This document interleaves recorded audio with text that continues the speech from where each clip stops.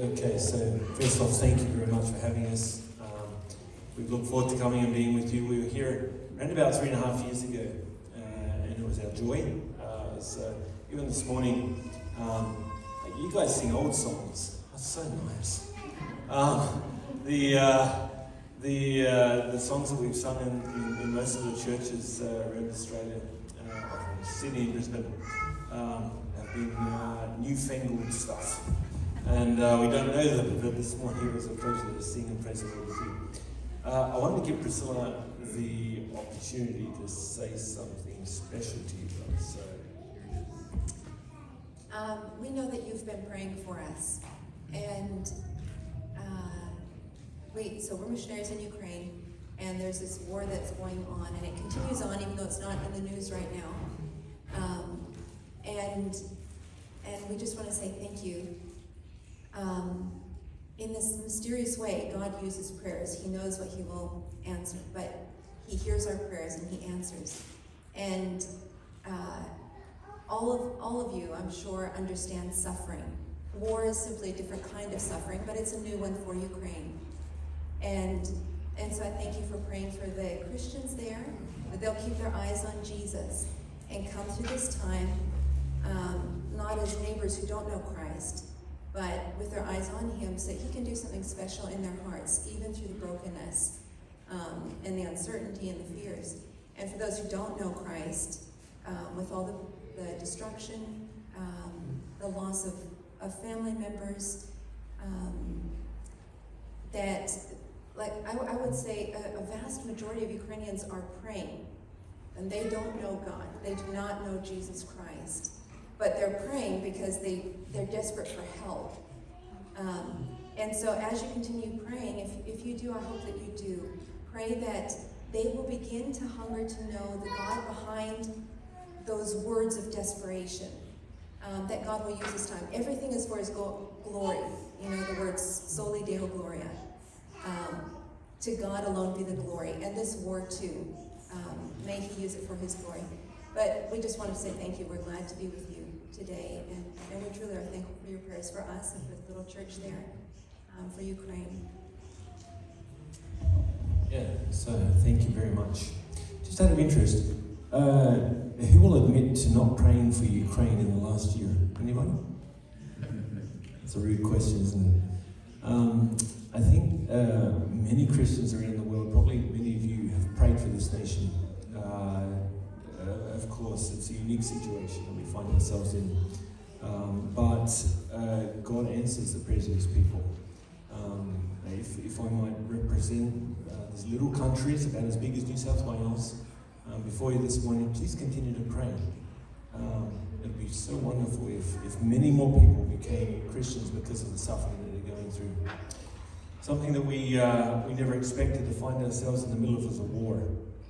At its height for us anyway, the Russian troops were within about 40 kilometers of our small town, 7,000 people. We live just south of Kiev, and the fear was intense. Now, you guys have suffered fear before. You've suffered trials, tribulations, like we all go through it. There's different types of suffering and different types of fears. There's a fear that it comes and goes, barking dog, that sort of fear. And then there's a fear that just settles deep within your heart. And it's a thing that goes on and on and on, day after day, perhaps because of a health issue or a relationship issue. You fear the serious breakdown of a relationship, or someone close to you is walking away from the Lord, perhaps, and you have this dread in your heart of the end result of that. The fear that we sense was that sort of fear, a deep settling fear that in a sense had no release, and yet in another sense had the God of the Psalms, the God of David, upholding us and strengthening us. It was a fascinating time for us back, particularly in that first month. In our church, it was fascinating that just about everybody was going to the Psalms, was spending time in the Psalms, and finding that, the Psalms spoke to us like never before. It's kind of obvious, actually, why that should be the case. I mean, David was a soldier. He is often finding himself in situations of deep distress and danger. And this was us. We identified with what he was going through and what he was saying. And I'd just like to remind you of that beautiful psalm. We sing this song. As the deer pants for the waters, so my soul longs after you, O Lord. It's interesting. Probably this morning, most of us would not say that our souls longed after God. In general, we want God in our lives, and we seek God each day and spend time with Him. You know, we have it as a practice.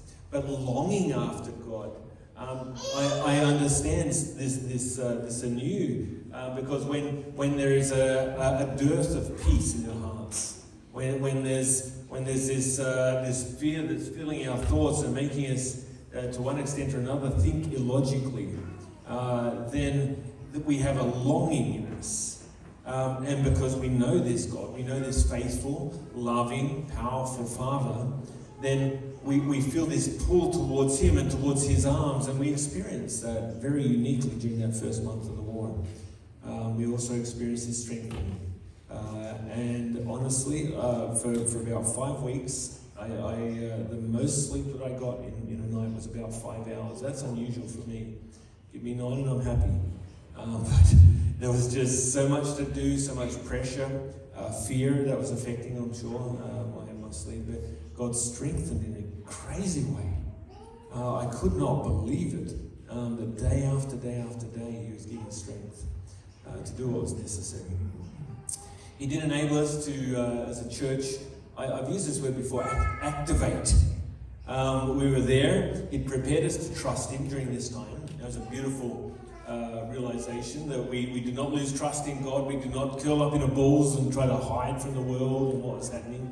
But instead we recognized God's upholding us, and He's put us here for this purpose. And we started reaching out, or we opened up our church, and in about probably that first month, at least 70 people, maybe even 100, came through our church building, spending one night there, or even up to 1 month there during that first 5 weeks. And even now, there are people living in our church building who 7 million people have been, 6 million people have been internally displaced in Ukraine. That means they haven't gone to Europe, but they've just left the eastern part of the country. And there's just housing. 6 million people. It's something that God enabled us to just meet that need. And those people heard the gospel, of course, and saw it like they'd never seen it before. It was such a beautiful thing.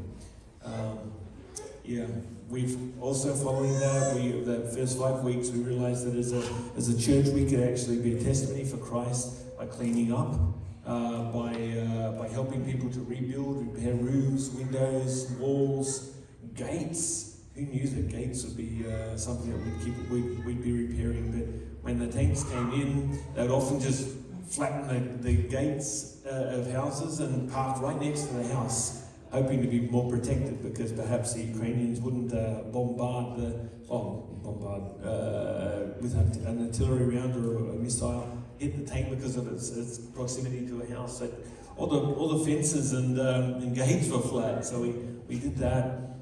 There's shrapnel all over the place, of course, particularly through the roofs, little holes, that size.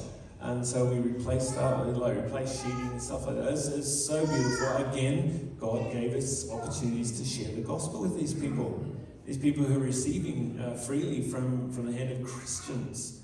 It was fascinating that the Orthodox Church, they basically did nothing, particularly in comparison to the Evangelical Church, which is a small minority in Ukraine.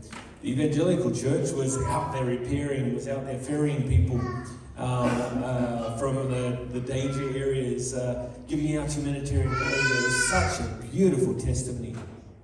And the worldwide church has played a part in that, through giving. And you guys have played a part in that. And I again just thank you for your partnership in representing Jesus to the people of Ukraine. There's lots I haven't mentioned. Rehab work continues.